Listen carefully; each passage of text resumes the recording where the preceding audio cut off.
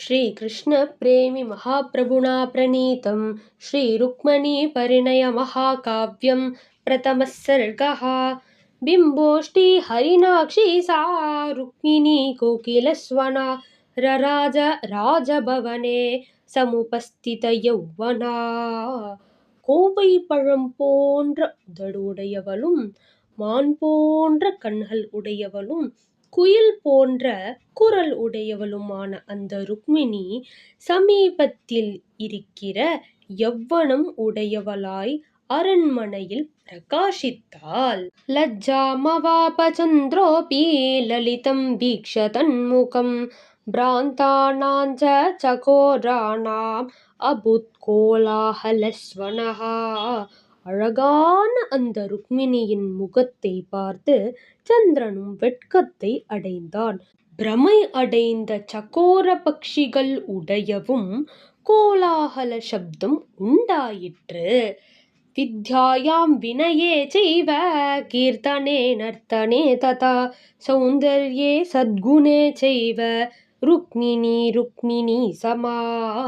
படிப்பிலும் வீணையிலும் பாட்டிலும் நாட்டியத்திலும் அப்படியே அழகிலும் நல்ல குணத்திலும் ருக்மிணிக்கு ருக்மிணியே சமமானவள். ருக்மிண்யா வதனம் வீக்ஷ்ய விகசத் பத்ம சந்நிபம் பிருங்காயிதானி விபபுஹு சகீனாம் நயனானி ச. மலர்ந்த தாமரைக்கு சமமான ருக்மிணியின் முகத்தை பார்த்து தோழிகள் உடைய கண்களும் வண்டுகள் ஆனதாக சோபித்தன. மிருதுஹாச பிரசூனாச்ச குட்டிலாலக ஷட்பதா குச்ச பக்வ பலாபாதி ருக்மிணி கல்பவல்லரி. மந்தஹாசம் ஆகிய புஷ்பத்துடன் கூடியதும் சுருண்ட கேசமாகிய வண்டுகள் உடையதும் பக்குவமான பழம் போல் இருப்பவளும் ருக்மிணியாகிய கல்பக் கொடி பிரகாசிக்கிறது.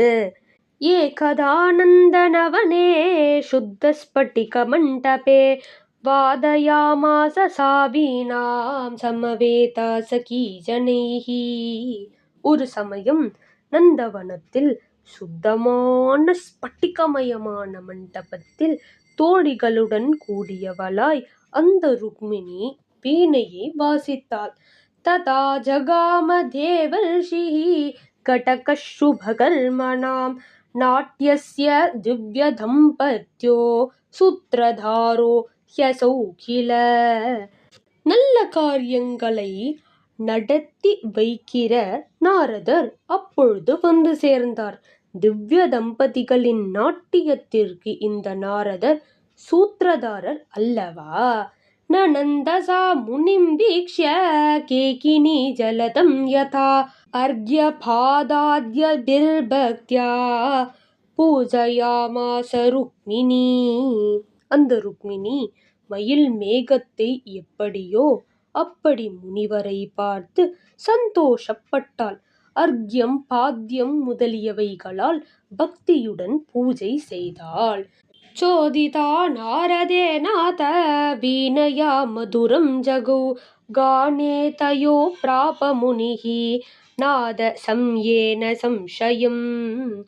நாரதரால் தூண்டப்பட்டவளான அந்த ருக்மிணி வீணையுடன் இனிமையாக பாடினாள்.